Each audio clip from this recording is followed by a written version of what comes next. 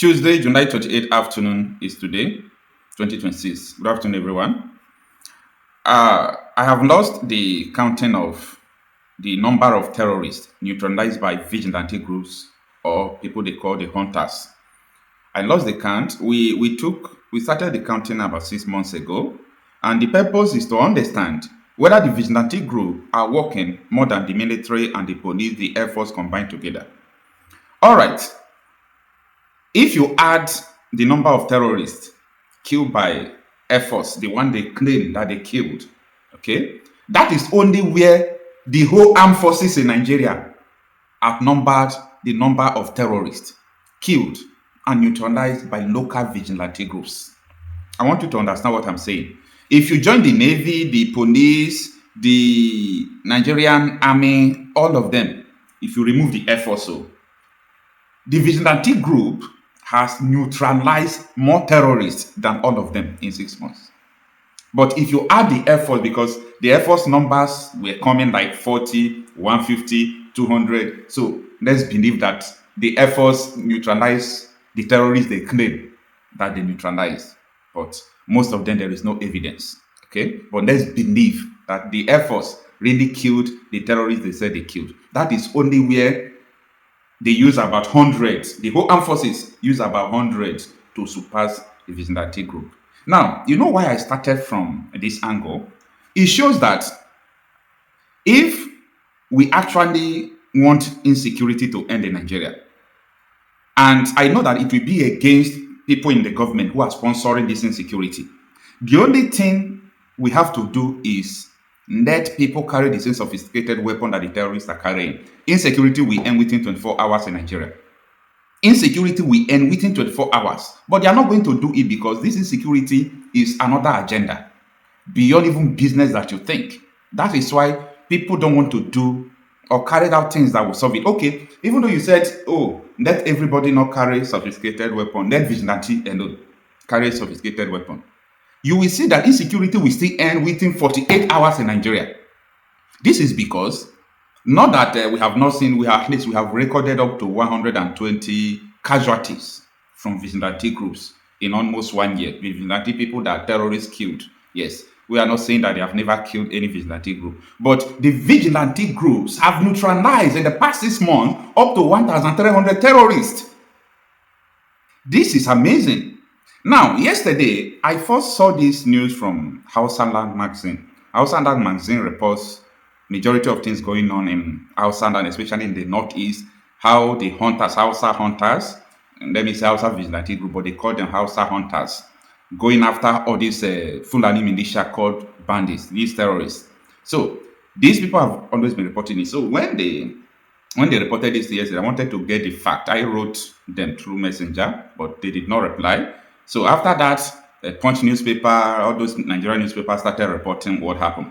That more than 42 Fulani terrorists, the people they call bandits, have been killed by the Yan Sakai in Bakori, Katsina State.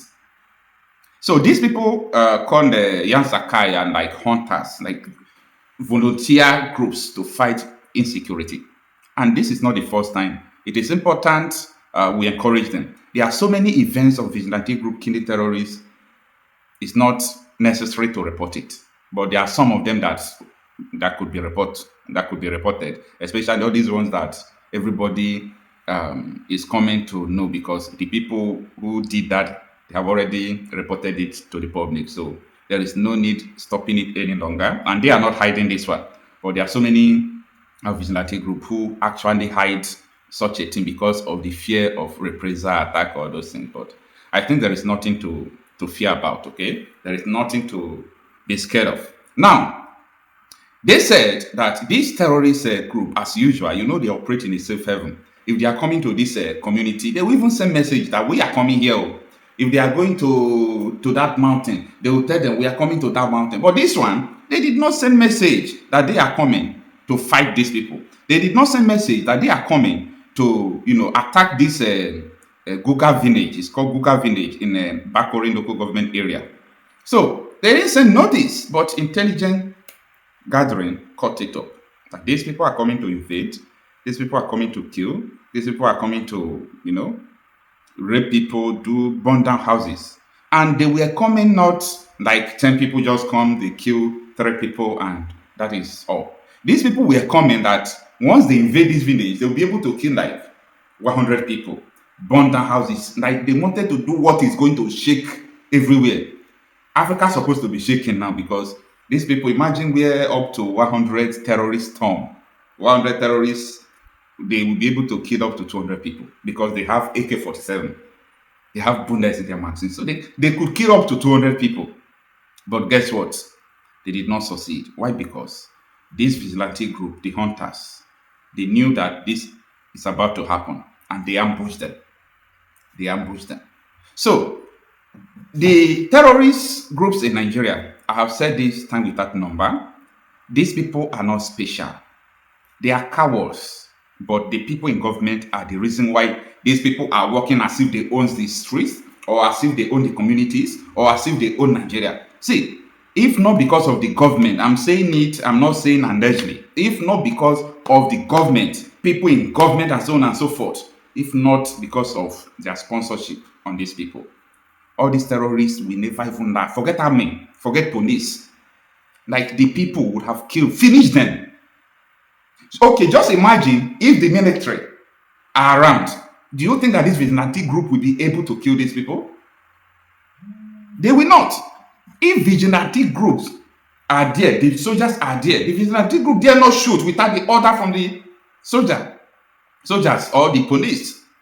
If the police officers are there, the vigilante group will not first shoot without the order from the police. That is why we always talk about sovereignty. We talk about territorial integrity. Most of my videos, you hear me talking about territorial integrity. I know what I'm talking about. Because when you don't have sovereignty on your territory, when you don't have territorial integrity, your ability to control your territory, your ability to do your things without interference from outsiders, there is nobody that will succeed or survive in your terrain. That was how I was also telling people about what was going on before in the southeast. They said it is hyper people. Is this and that? I said, no insecurity that can last in any territory for even 1 week. No insecurity that can last in any territory for 1 week. If the people in government are not the ones sponsoring them. No insecurity, because this thing I'm saying, a lot of you may not understand what I'm saying. Okay, you may not understand. See, for someone to carry gun, group of people, they started meeting. They have camps. They have cells. They started moving from north to south, east to west, everywhere. They ain't doing that on their own. They are not doing that on their own. They are people who are sponsoring them. That is it. They are people who are sponsoring them. That is it. So, if you understand so many things that is going on in Nigeria, you will also blame your politicians. Your politicians are so scared that they are ready to change their mind. They are ready to see people dying and do what they ask them to do just to retain power. I'm saying this because of Father Leah, that Reverend Father that turned to politician of Benue State. Everything was moving fine. We were following what he was doing. When he set up judicial panel of inquiry, we were following what he was doing. Everything he was doing, we were following him about the insecurity in Benue State. He was trying to follow from where Otom stopped. There is no investigation Otom did not do. Otom even released so many documents, including the documents the Fulàni group sent to him, that they want to conquer Nigeria and Islamize everywhere, that there is nothing he can do. And that time Buhari was the president. He reported it to Buhari. Nothing happened. Farania was trying to follow that step. He set up a judicial panel of inquiry. After 2 weeks, they indicted people in the Senate. They indicted people in the presidency. So Governor Aleya was able to summon courage to come to Channels Television. He went to AIT. He went to TVC News. All these things are on record. So he came there to say that, people in the Senate are the one killing people in Benue State. That was what he said. That the judicial panel of inquiry has exposed politicians who are killing people in Benue State. I say, good step. Now, it is time to publish the judicial inquiry. The document was sent out, but they have not released it, but they have sent the documents out. And we are waiting for your official release of this document. Go and verify everything I'm telling you. The next thing we saw was murmuring from the political class. They were they were just murmuring. This one will issue statement, this one will issue statement. Not of issue statement, but individually. Just like this one that Ibrahim Traore said that there is no Sharia law in Burkina Faso. You see how Shegumi and so many people are murmuring. They are just murmuring, but that was how people were murmuring. I don't know what they told Father Neya, that he's a one-time governor. He will not go back again. This man changed his mouth. This man changed his mouth. This man did not this man did not talk anything again. The next thing we started hearing from him is that no, Benue people are the one killing themselves. Benue people are the one killing themselves. I say, see this man, oh. So what happened to the panel of inquiry, judicial panel of inquiry? What happened about what you tell the whole world in the national television, Channels Television number 1, AIT number 2, TVC number 3? What happened? He just made a U-turn. When René Moore came to Benue State, he visited IDP camps where his people, Father Neya, who is a Reverend Father, a Christian, in his state, up to 600,000 Christians are in the IDP camp. It was American lawmaker that came to let people know that the number of people here are 600,000. And there is no Fulani man in the IDP camp in Benue State. And Father Neya is saying that it is Benue people that are killing Benue people. So, you see, they are now shedding what is going on. They are now shedding what is going on. If you go to Hausa Land Magazine, it's a page on Facebook, Hausa Land Magazine, okay? Hausa Land Space Magazine. Check, they reported about killing of more than 40 people, more than 40 bandits by Hausa people. If you check the comments, you will understand that people are now saying, what about Benue? What about Plateau? What about Plateau? What about Plateau? They are trying to tell you that even though you people, Hausa people are killing people here, we are still going to kill your people in Plateau State. You understand? Now, in fact, there are so many things like that for you to understand that every race, every ethnicity, every school of thought, every nation in Nigeria, they deserve their territorial integrity. They deserve their sovereignty for them to be able to defend themselves. You know how much Nigeria spend on security every year. That money is more or less a waste. Yes, I'm saying this, I'm not missing words. Because that money, for 20 years, I've not been able to secure fly. Their flies are not secured in Nigeria, talk less of human beings. Animals are not secured, talk less of human beings.